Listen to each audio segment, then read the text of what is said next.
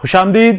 मैं मोहम्मद इमरान इस्तकबाल करता हूं आपका राजस्थान सरकार और वेदांता के CSR इनिशिएटिव ई कक्षा में, जिसके टेक्निकल पार्टनर हैं मिशन ज्ञान। आज के इस वीडियो में हम मुताला करेंगे हमारी दरसी किताब नवाए उर्दू के सबक नौशेरवान आदिल का। नौशेरवान आदिल के इस वीडियो में हम मुताला करने से पहले मैं आपको बता दूं कि इस सबक का पहले वीडियो जो हमने जारी किया था उसके अंदर हमने मुताला किया था मौलाना इस्माइल मेरठी, जिनका मजमून है ये नौशेरवान आदिल, मौलाना इस्माइल मेरठी की जिंदगानी के बारे में, और थोड़ी बहुत मुख्तसर से हमने जानकारी ली थी इस सबक नौशेरवान आदिल के बारे में। अब हम इस वीडियो के अंदर पूरा इस सबक का मुताला करेंगे और समझने की कोशिश करेंगे कि नौशेरवान आदिल कौन थे और वो किस लिए मशहूर थे। तो हम शुरू करते हैं हमारा सबक नौशेरवान आदिल। बच्चों, नौशेरवान आदिल जो है ईरान का फारस का बादशाह था, फारस का हाकिम था, जो अपने अदल और इंसाफ के लिए बहुत मशहूर था, बहुत मशहूर और मारूफ वो अपने अदल और इंसाफ के लिए था। अब हम इसको किताब के अंदर जो आपकी निसाबी किताब में दे रखा है उसी तरह से समझते हुए चलते हैं। मुश्किल अल्फाज को यहाँ एक बॉक्स में बंद किया हुआ है जिसको हम साथ साथ मुताला करते रहेंगे, उसको देखते रहेंगे। तो हम शुरू करते हैं कि मलूक फारस में जमशेद फरीदो और दारा जाहो हशमत और शान शौकत के लिए मशहूर थे। मलूक फारस में यहाँ पर मुराद है कि फारस के बादशाहों में हुकूमत, जो ईरान के अंदर उस वक्त हुकूमत थी, फारस में हुकूमत थी, जितने भी वहाँ पर बादशाह हुए हैं, मशहूर बादशाहों के यहाँ पर नाम दिए हैं कि वहाँ पर जमशेद फरीदो और दारा अपने जाओ हशमत, खूब शान और शौकत के लिए मशहूर थे। मलूक फारस में जमशेद के बारे में कहा जाता है कि जमशेद को एक ऐसा प्याला था, उसको एक ऐसा प्याला बनवाया था जिसमें वो ईरान में बैठे बैठे पूरी दुनिया के हाल देखता था, पूरी दुनिया के अहवाल उसको उस प्याले के अंदर नजर आते थे। और दारा के बारे में कहा जाता है कि दारा ईरान का मशहूर शहंशाह है, ईरान का बहुत मशहूर और दिलावर शख्स था, जो सिकंदर से लड़ाई करते हुए सिकंदर के साथ जंग के अंदर मारा गया था। तो जमशेद और दारा अपने जाहो हशमत और शानो शौकत के लिए मशहूर थे। जाहो हशमत वो भी शानो शौकत के लिए ही इस्तेमाल किया जाता है, अपने खूब रुआब के लिए, शानो शौकत के लिए मशहूर थे। मगर जिस ताजीम और मोहब्बत के साथ नौशेरवान का नाम लिया जाता है, ताजीम मतलब इज्जत और मोहब्बत, जिस इज्जत और मोहब्बत का ये इनके बताया कि जमशेद मशहूर था बहुत, दारा भी मशहूर था, लेकिन जितनी इज्जत और ताजीम नौशेरवान को मिली है वो उनमें से किसी को भी नसीब नहीं हुई, वो किसी को नसीब नहीं हुई। जिस तरह रुस्तम की शजाअत, रुस्तम कौन था? रुस्तम था फारस का एक बहादुर पहलवान, फारस का एक बहादुर पहलवान और हाकिम भी था ये, जिसकी बहादुरी बहुत मशहूर थी। और इसकी बहादुरी की दास्तान शाहनामा में दर्ज है, जो फिरदौसी की थी। फिरदौसी भी एक नज्म निगार हैं, 10वीं सदी के नज्म निगार हैं, जिनके कलाम के अंदर फिरदौसी इन्होंने कलाम लिखा था अपना, उसके अंदर, उस कलाम के अंदर रुस्तम के बारे में जानकारी हासिल होती है हमें।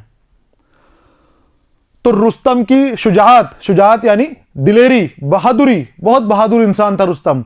तो रुस्तम को इन्होंने लिया कि रुस्तम अपनी शुजाअत के लिए मशहूर था और हातिम अपनी सखावत के लिए। हातिम कबीला तई का एक सरदार था और बहुत सखी इंसान था, बहुत लोगों को बांटने वाला इंसान था, लोगों को खूब अपनी धन दौलत जो भी होता था अपने पास, वो जैसे लोगों के अपने बन सकता था, मदद करने की कोशिश कर सकता था।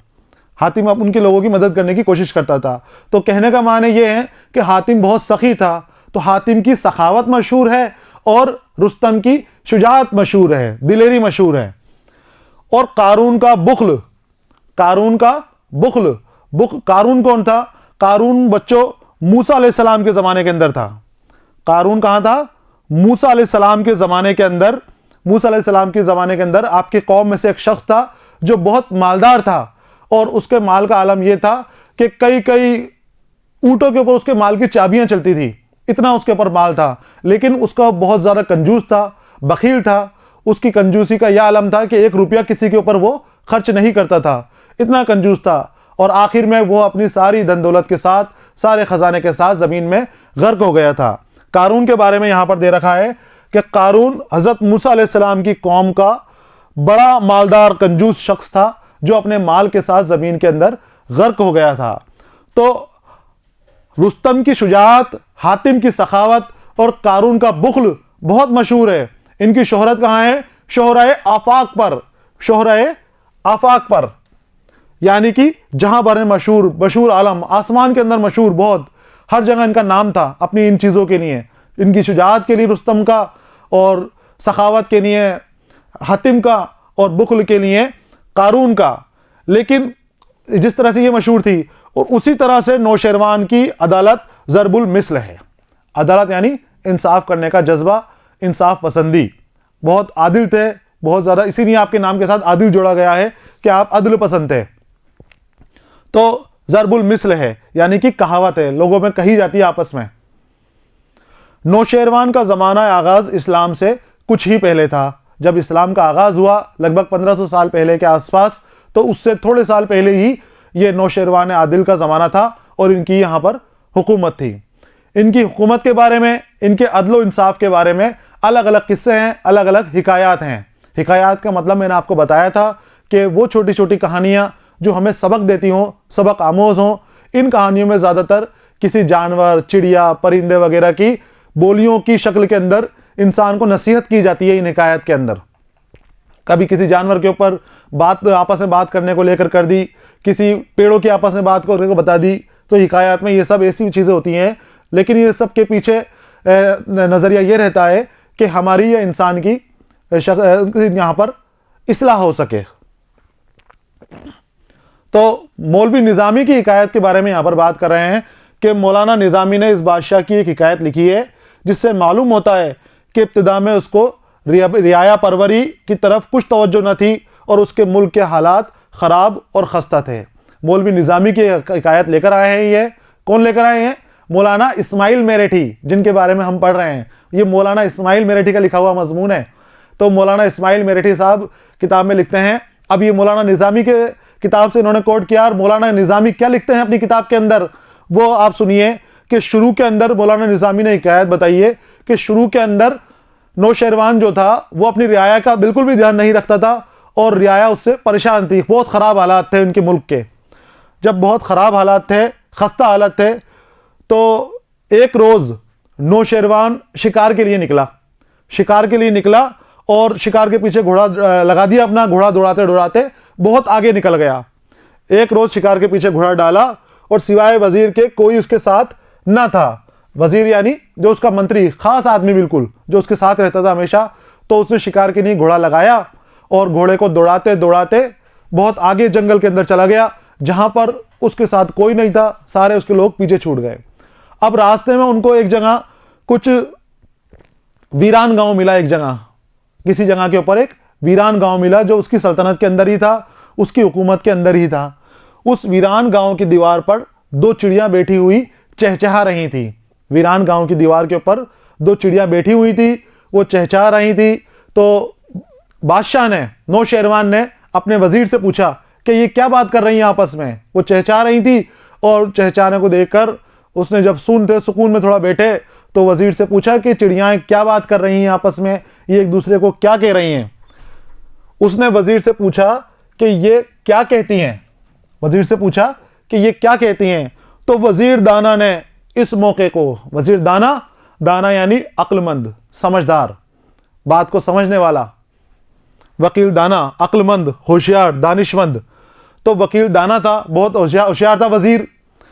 वजीर ने इस मौके को अपने आका की नसीहत के लिए निहायत मुनासिब पाया और कहा, उसने लगा कि ये बिल्कुल सही मौका है कि मैं अपने आका को समझाऊं कि वो ये गलत काम छोड़कर रियाया को परेशान करना छोड़कर रियाया की भलाई के काम करें और अपने सल्तनत को सही करें, अच्छा करें, अपनी सल्तनत को पुख्ता करें।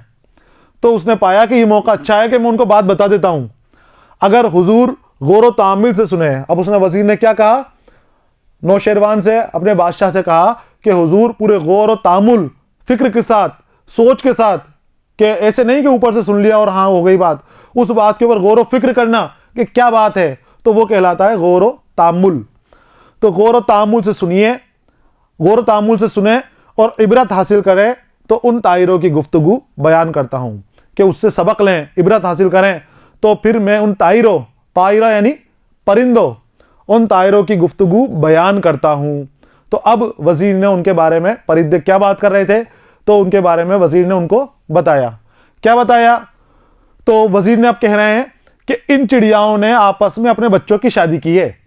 अब वहां पर वजीर में, अभी आपने बताया वजीर दाना था, बहुत अक्लमंद था, तो उसने सोचा कि इस नजरिए से, इस तरह से मैं अपने बादशाह को सही रास्ते पर, सीधे रास्ते पर ला सकता हूं, लाने की कोशिश करूंगा।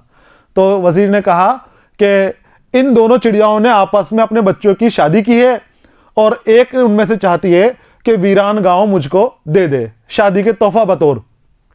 दोनों चिड़ियाओं ने अपने बच्चों की शादी की है और एक चिड़िया दूसरी से कह रही है कि मुझे तोहफे के अंदर ये जो उजड़ा हुआ गांव है, बर्बाद गांव है, ये बर्बाद गांव मुझे तोहफे के अंदर दे दे। तो दूसरी उससे कह रही है कि खुदा, दूसरी क्या कहती है, सुनो, बहुत मजे की बात है और बहुत सबक आमोज इसके अंदर है, सबक आमोज बात है। दूसरी कहती है कि खुदा हमारे बादशाह को दम कदम रखे, यानी सलामत रखे, जीता जागता रहे, उनका शासन ऐसे ही चलता रहे, दम कदम को सलामत रखे। मैं तुझको हजारों वीरान गांव बख्श दूंगी। क्या कह रही चिड़िया? कि अगर हमारे बादशाह की ऐसी हुकूमत रही तो ये वीरान गांव एक वीरान गांव थोड़ी है, ऐसे 1000 गांव वीरान हो जाएंगे, 1000 गांव बर्बाद हो जाएंगे। बस इस बात का बादशाह के ऊपर बहुत गहरा असर हुआ। वो सोच में पड़ गया कि मेरे राज्य में ऐसे हालात हैं, मेरी सल्तनत में ऐसे हालात हैं कि गांव वीरान पड़े हुए हैं और गांव भी वीरान होने के कगार पर हैं। तो वजीर ने चालाकी से उन चिड़ियों की गुफ्तगू से उसको नसीहत कर दी, उसको समझा दिया कि आप अपने काम पर लग जाओ, अपना सही ढंग से काम करने लग जाओ, अपनी रियाया का ख्याल करने लग जाओ, इंसाफ करने लग जाओ, वरना फिर आपके मुल्क को, आपकी सल्तनत को, आपकी बादशाहत को ख़त्म होते और आपने मुल्क को वीरान होते हुए वक्त नहीं लगेगा, वो भी ऐसे ही बर्बाद हो जाएगा, ख़राब हो जाएगा, उजड़ जाएगा। तो वज़ीर की नसीहत बादशाह की तबीयत पर ऐसी मौसर हुई, मौसर बहुत ज़्यादा असरदार, ऐसी असरदार हुई कि उसने दादगिस्तरी और रियाया परवरी का अज़्म मुअस्सम अपने दिल में कर लिया और उसको आखिर उम्र तक निभाया। वज़ीर की नसीहत आपके बादशाह नौशेरवान के दिमाग पर इतनी असर की कि उसने ये आज़्म मुसम्मम कर लिया, पक्का इरादा कर लिया बिल्कुल कि नहीं, अब मैं अपनी रियाया की परवरिश करूँगा, सही ढंग से रियाया परवरी करूँगा और अदलो इंसाफ करूँगा।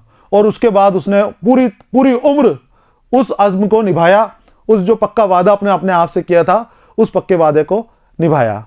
तो इस किस्से में हमें पता चला कि शुरुआत के अंदर, इस हिकायत के अंदर जो मौलवी निज़ामी की थी, मौलवी निज़ामी की कोट की थी, इस किस्से में हमें पता चला, इस हिस्से के अंदर, कि जो नौशेरवान आदिल था वो शुरू में इतना अच्छा नहीं था, उसका अदल अच्छा नहीं था, रियाया परवरी की उसको बिल्कुल भी फिक्र नहीं थी और उसका जो सल्तनत थी वो खस्ता हाल थी।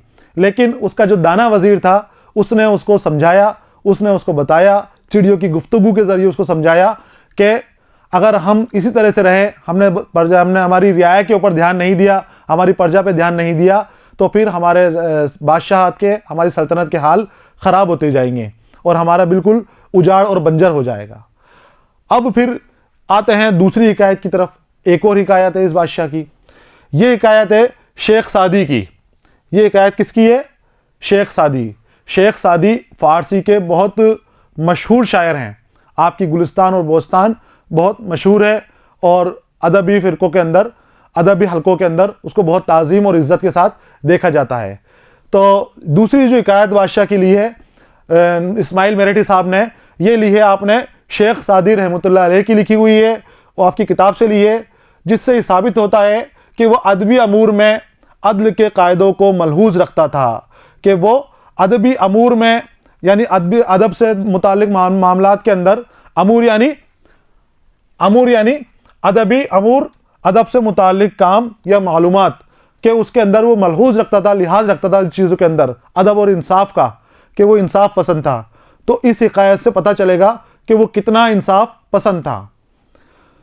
तो इसके अंदर शेख सादी कहते हैं कि एक बार सीदगाह के अंदर, सीदगाह कहते हैं शिकारगाह, जब शिकारगाह वो जगह होती है जहां राजा महाराजा या सलातीन जो होते हैं वो शिकार के बाद शिकार का जो गोश्त होता है उसको पकाते हैं, वहाँ पर खाना खाते हैं, रात को रुकते हैं। तो ईदगाह में खाना पक रहा था, खाना पकते पकते पता चला कि नमक खत्म हो गया। अब नमक बिल्कुल खफीफ सी चीज़ है, छोटी सी है, कोई ज़्यादा कीमत नहीं होती नमक की। तो नमक ख़त्म हो गया तो बादशाह ने बुलाया अपने ग़ुलाम को और कहा कि जाओ जाके पास के गांव से नमक ले आओ, लेकिन ताकीद की साथ में उसको कि जो नमक लेकर आओगे उसकी कीमत देकर लेकर आना नमक की। हम कहीं से अगर हम पावर में हो, ताकतवर हो, तो हम किसी से कोई चीज़ लेते हुए सोचते नहीं है कि उसका क्या असर पड़ेगा, क्या होगा, चाहे ज़बरदस्ती हो चाहे कैसे भी हो, उसको लेने की कोशिश करते हैं। लेकिन इतना बड़ा बादशाह, इतना बड़ा इंसान होकर उसने चाहता तो उसने अपना गुलाम भेजा था, वो ऐसे ही बगैर पैसों के भी नमक मंगवा सकता था, लेकिन उसने मना कर दिया कि नहीं, नमक लेकर आओ लेकिन नमक की कीमत अदा कर कर आना, जितने का नमक है उतना पैसा या उसके बदले में जो भी उज़्र है उसका वो देकर आना। तो ईदगाह में जब नमक खत्म हो गया, मैं उन्हीं की जुबान के अंदर आपको पढ़ देता हूं जिससे आपको पता चल जाए कि उनका लिखने का तरीका क्या था। तो जब नमक खत्म हुआ, ईदगाह के अंदर नमक की जरूरत हुई, तो करीब के गांव में गुलाम भेजा और उसको सख्त ताकीद की कि कीमत देकर लाना। गुलाम ने कहा, उसको ताकीद की कि कीमत देकर लाना। गुलाम ने कहा कि जरा से नमक देने में रियाया को क्या मुजरत पहुंचेगी, मुजरत यानी नुकसान, परेशानी। रियाया क्यों परेशान होगी, क्यों नुकसान उठाएगा, रियाया को क्यों नुकसान नहीं होगा। मैं किसी से भी कहूंगा नमक देने की कि हमारे बादशाह सलामत ने नमक मंगवाया है, हमारे सुल्तान ने नमक मंगवाया है, हमारे हाकिम ने नमक मंगवाया है, तो कोई भी मुझे राजी खुशी नमक दे देगा और कुछ भी जरा सा भी एतराज नहीं करेगा। लेकिन आपने मना कर दिया। आपके इंसाफ के किस्सा देखिए कि आपने मना कर दिया कि नहीं, ऐसे नमक नहीं लाना। बादशाह ने कहा कि एक बुरी रस्म पड़ जाएगी, अगर आप ऐसे नमक ले आए तो क्या होगा, बुरी रस्म पड़ जाएगी और बड़े बड़े जुल्म दुनिया में हो रहे हैं। और फिर उसको समझाया, गुलाम को समझाया कि जो आप देख रहे हो दुनिया के अंदर जो बड़े बड़े जुल्म सितम हो रहे हैं, लोगों को परेशान किया जा रहा है, तो उनकी शुरुआत बहुत खफीफ थी। वो दुनिया में शुरू हो रहे हैं, वो शुरू में ऐसे ही खफीफ थे, खफीफ यानी छोटे। तो जो बड़े बड़े जुल्म सितम दुनिया में हो रहे हैं ये बहुत खफीफ थे। तो अगर तुम नमक ले आए तो वो नमक तो दे देंगे, लेकिन वो एक नई शुरुआत पड़ जाएगी, नई रस्म पड़ जाएगी। आज नमक मांग के लाओगे, कल कुछ और मांग के लाओगे, परसों कुछ और मांग कर लाओगे। तो मैं ऐसा करना नहीं चाहता, रियाया को परेशान नहीं करना चाहता। इसके अलावा आपके अदलो इंसाफ की, नौशेरवान के अदलो इंसाफ की और हिकायत आप लेकर आए हैं इस्माइल मेरठी साहब। ये हिकायत आपने नाम नहीं दिया कि कहाँ से लाई हैं। पहली हिकायत हमने पढ़ी थी मौलाना निज़ामी की, दूसरी शेख सादी रहमतुल्लाह अलैह की, और तीसरी हिकायत जो है एक पीर पजाल औरत की है, पीर पजाल की है, बूढ़ी औरत की है। इस हिकायत के बारे में कहा जाता है कि ये सबसे दिलचस्प हिकायत है इसके अंदर। अब ये हिकायत आप देखिए कि कैसे है कि सबसे ज़्यादा दिलचस्प इस पीर पजाल का किस्सा है जिसने बादशाह के हाथ, पीर पजाल बूढ़ी औरत, पीर पजाल बूढ़ी औरत, बुढ़िया, सबसे दिलचस्प किस्सा इस बूढ़ी औरत का है। तो इसका किस्सा क्या था कि बादशाह ने एक बहुत अच्छा, बहुत बड़ा महल बनवाया, अपना बहुत आलीशान महल बनवाया, लेकिन उस महल के अंदर जो उसकी ज़मीन थी, अहाता था उस महल का, तो उसके एक कोने के अंदर एक बुढ़िया की ज़मीन थी, छोटी सी ज़मीन थी, और वहाँ उसका झोपड़ा बना हुआ था। अब बादशाह का महल बनाने के लिए जब तैयार हो रहा था तो उस गोशे के अंदर, उस हिस्से के अंदर, उस महल के अंदर एक नुक्स पैदा हो गया। उस नुक्स को हटाने के लिए ज़रूरी था कि जो बुढ़िया का घर है अहाते में आ रहा है उसको साइड में करना था थोड़ा। और बुढ़िया से बात की गई कि भाई तुम्हें कुछ और इससे ज़्यादा ज़मीन कहीं और दे देते हैं, तुम वहाँ पर ज़मीन ले लो, वहाँ पर तुम्हारे लिए मकान वगैरह ही बना देते हैं, थोड़ा पैसा वगैरह भी तुम्हें दे देंगे, और बादशाह की ज़रूरत के अंदर है ये, तो तुम ये छोड़कर चली जाओ और दूसरी जगह जाके अपना मुकाम कर लो। लेकिन बुढ़िया राज़ी नहीं हुई। अब बुढ़िया राज़ी नहीं हुई तो दूसरा बादशाह कोई और सुल्तान होता तो क्या करता, ज़बरदस्ती हटा देता, क्योंकि तो राजा का काम है, बादशाह का काम है ये तो। लेकिन उसने उस बुढ़िया को परेशान नहीं किया और उसका घर वहीं बने रहने दिया। लेकिन उसके घर बने रहने की वजह से उसके महल में नुक्स पैदा हो गया, वो नुक्स उसका हमेशा जारी रहा। इस किस्से को हम देखते हैं, बूढ़ी औरत के किस्से को, कि किस तरह से पेश किया आपके सामने इस्माइल मेरठी साहब ने। इस्माइल मेरठी साहब जो है बहुत दानिश्वर शख्स थे और बच्चों में अदलो इंसाफ की परवरी करना चाहते थे। तो उस बुढ़िया के बारे में यह है कि बादशाह के हाथ अपना झोपड़ा फरोख्त करना मंजूर न किया। बात यह थी कि बादशाह ने एक ईवान आलीशान, बहुत शानदार महल, ईवान यानी महल, बहुत आलीशान और शानदार महल तामीर कराया। उसके एक गोशे की कुजी बगैर इसके दूर नहीं हो सकती थी। कजी यानी कमी। उसके एक गोशे की, गोशा यानी कोना, एक हिस्सा, एक हिस्से की, एक गोशे की कमी इससे दूर नहीं हो सकती थी कि बुढ़िया की जमीन भी उसमें शामिल कर ली जाए। जैसा कि मैंने आपको बताया, उस महल के उस हिस्से की, उस कोने की कमी तभी पूरी हो सकती थी कि जब वो बूढ़ी अम्मा का महल, बूढ़ी अम्मा का झोपड़ा भी महल की जमीन के अंदर ले लिया जाए, उसको हटा के शामिल कर लिया जाए, झोपड़ी को हटा के। लेकिन बुढ़िया तैयार ही नहीं हो रही थी, मान ही नहीं रही थी बूढ़ी औरत। तो हरचंद बुढ़िया से दरखास्त की गई, उसको बार बार समझाया गया कि बूढ़ी अम्मा दे दो, मिन्नतें की गई, दरख्वास्त, गुजारिश, अर्जी, अल्तमास, उससे बार बार अर्जी की गई, दरखास्त की गई कि बूढ़ी अम्मा वो ज़मीन दे दो, महल ख़राब हो रहा है, महल अच्छा बन जाएगा अगर तुम दे दोगी तो। और इसको बहुत बड़े मुआवजे की तमा दिलाई गई। मुआवजा बदला, मुआवजा बदला, एवज, उजरत, जो एक चीज़ के बदले में दूसरी चीज़ दी जाती है। तो बुढ़िया को मुआवजे के अंदर तमा दिलाई गई। तमा यानी लालच दिलाया गया, उसको बताया गया कि तुम ये छोड़ दो, इसके बदले हम तुम्हें पैसा भी दे देंगे और बड़ी ज़मीन भी दे देंगे, तो तुम वहां पर अपना झोपड़ा भी दोबारा बना लेना, इससे बड़ा झोपड़ा बना लेना, दूसरी ज़मीन ले लो। बादशाह की बादशाहत है, कहीं भी देने के लिए तैयार है। लेकिन बूढ़ी अम्मा नहीं मानी और वो नहीं चाहती थी कि वहां से जाए। तो फिर क्या हुआ कि गरज वो राजी नहीं हुई। लेकिन क्या हुआ, आखिर में बादशाह को अपनी गरीब हमसाया की पास खातिर, गरीब हमसाया, हमसाया यानी पड़ोसन, पड़ोसी, अब वो उसकी बादशाह की पड़ोसी बन गई। अब उसकी पास खातिर, उसके लिहाज से, उसके लिहाज से, उसकी मुरव्वत से बादशाह को उस कमी को बर्दाश्त करना पड़ा। अपनी गरीब हमसाया की पास खातिर से अपने महल का नुक्स चारों नाचार मजबूर होके, नुक्स यानी कमी, और चारों नाचार बेचारा होकर, कोई चारा नहीं अब क्या करे, जबरदस्ती हटाएगा नहीं राजा बादशाह, क्योंकि नौशेरवान अपने अदल के लिए मशहूर था। उसका इंसाफ बहुत बहुत मजबूत इंसाफ था उसका, वो अपने लिए भी नाइंसाफी नहीं कर सकता था। तो लेकिन दानिशमंदों, तो उसके महल में नुक्स रह गया, लेकिन दानिशमंदों यानी अक्लमंद लोग जो होते हैं, समझदार लोग जो होते हैं, अल्लाह के वली के जैसे जो लोग होते हैं, बहुत अच्छी उनमें अक्ल होती है, तो उनके नज़दीक उसके ऐवान का ये ऐब, जो उसके महल में जो ऐब रह गया था, वो ऐब नहीं था, वो हज़ार खूबियों से बेहतर था, क्योंकि उसने उस ऐब को वहाँ रहने देकर अपने इंसाफ के बारे में बता दिया कि चाहे कितना ही कमज़ोर आदमी हो, उसके लिए राजा की नौशेरवान की नज़रों के अंदर वो बराबर है, चाहे वो धनवान हो, दौलतमंद हो या गरीब हो, वो हर आदमी के साथ, हर औरत के साथ, चाहे बूढ़ा हो जवान हो, अदल और इंसाफ करता था। इसीलिए वो अपने अदल और इंसाफ के लिए मशहूर है। तो उसकी हज़ार खूबियों से बेहतर था, जिसकी वजह से उसका नाम हमेशा जिंदा है और हमेशा जिंदा रहेगा।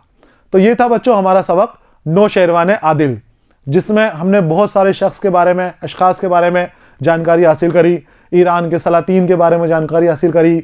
हमने इस सबक के अंदर रुस्तम के बारे में पढ़ा, हातिम के बारे में पढ़ा, हमने जमशेद के बारे में पढ़ा, जिसके प्याले से वो पूरी दुनिया देखता था। तो पूरी दुनिया की सैर हमने इस सबक के अंदर की है। मौलाना इस्माइल मेरेठी का इस सबक अदल इंसाफ की, हमें अदल इंसाफ की राह पर चलने की गुजारिश करता है, हमें सिखाता है कि हम अदल इंसाफ की राह पर चलें। अब सबक के आखिर के अंदर मैं एक सवाल आपके लिए लेकर आया हूं, जिसका जवाब आपको अपनी नोटबुक में देना है, अपनी जो आप पास रखी हुई है उसके अंदर लिखना है। लिखने के लिए आप अपनी किताब का सहारा ले सकते हैं, किताब से उसको देख लें, निसाबी किताब से, नवाए उर्दू जो आपके पास है, और उसके साथ ही इस वीडियो में जो मैंने बताया है वहाँ से आप इसको रिवाइंड करके पीछे जाकर दोबारा देख सकते हैं। सवाल है, वज़ीर की कौन सी नसीहत बादशाह की तबीयत पर मौसर हुई? जब बादशाह अपने रियाया परवरी से भटका हुआ था, उसके रियाया के हालात ख़राब थे और सल्तनत की हालत भी खस्ता थी, तब बादशाह को वज़ीर ने कुछ नसीहत की थी, जंगल में ले जाकर चिड़ियों के बहाने से कुछ नसीहत की थी। उस बात को आप ढूंढिए और नोटबुक में नोट कीजिए। अगले वीडियो में हम इसका हल करेंगे, इस सवाल को हल करेंगे। जो हमारा मश्की सवालात का वीडियो होगा उसमें जो किताब के, हमारे दरसी किताब के सवाल हैं, उनको भी हल करने की कोशिश करेंगे। तब तक के लिए पढ़ते रहिए, खुश रहिए। शुक्रिया।